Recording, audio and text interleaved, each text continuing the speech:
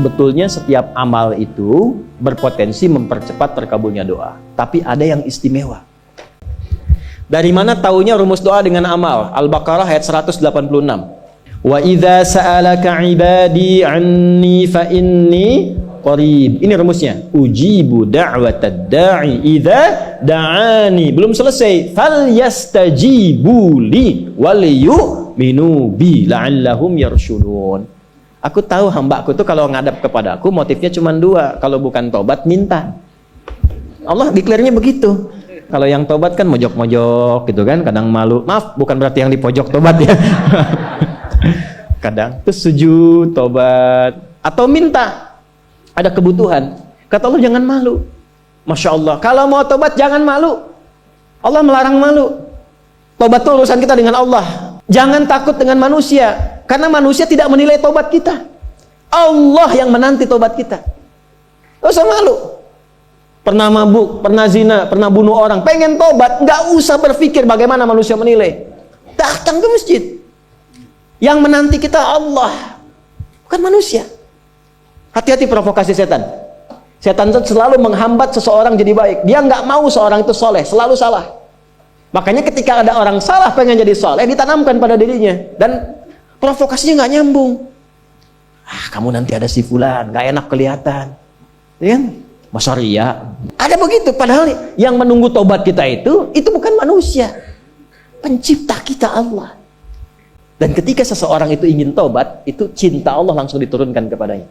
Itu rumusnya di Quran surah kedua ayat 222. Innallaha yuhibbut tawwabin. Allah mencintai orang yang ingin tobat.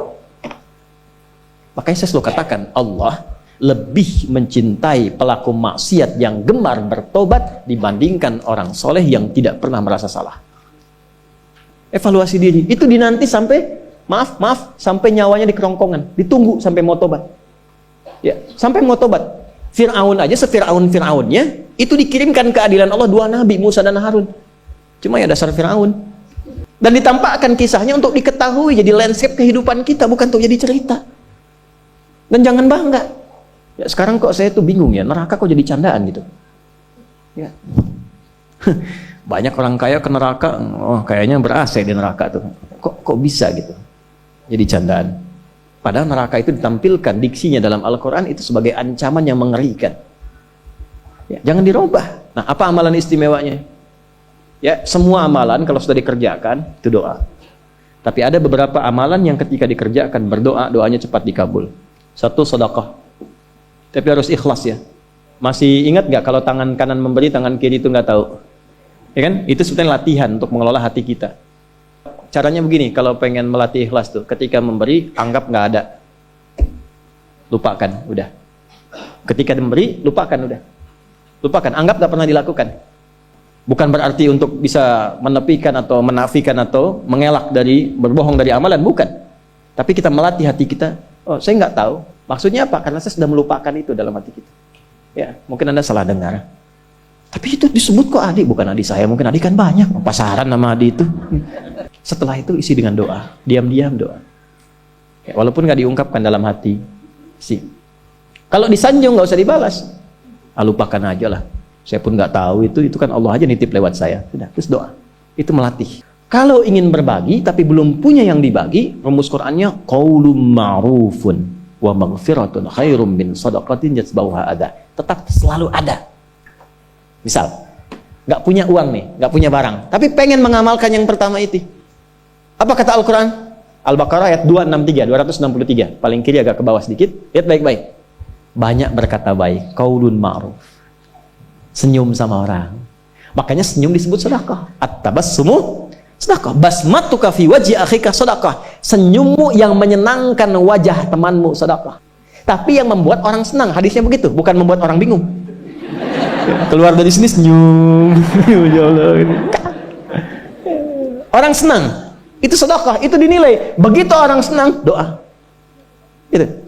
Itu lebih baik, kata Al-Quran ya, itu lebih bagus kata-kata baik yang menenangkan, itu bahkan nilainya lebih tinggi dibandingkan memberi tapi masih komen. Dan komennya kadang nyakitin. kasih bantuan 100 juta. Terima kasih Pak. Aduh, Bapak itu sangat luar biasa. Iya, itu kan kewajiban saya, bukan apa-apa. Karena Anda kan miskin juga gitu.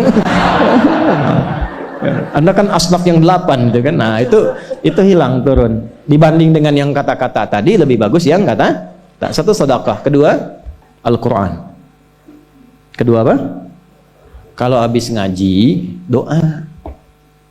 Ini yang jarang sekali dilakukan sekarang. Saya melihat kadang habis ngaji itu tutup, sadaqallahul azim, selesai. Emang Anda nggak bilang sadaqallah pun sudah sadaqallah. Maha benar Allah dengan segala firman-Nya, sudah maha benar. Anda ucapkan itu, setelah itu doa.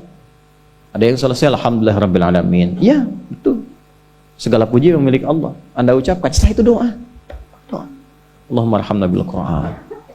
Waj'alil Qur'ana sahiban lana fid dunya, syafi'an lana fil akhirah. Ya Allah, rahmati kami dengan rahmat Al-Qur'an. Berikan cahaya Quran dalam hidupku. Jadikan temanku di dunia, syafaat bagiku di akhirat. Minta. Berikan keberkahan dari ayat-ayat yang aku baca.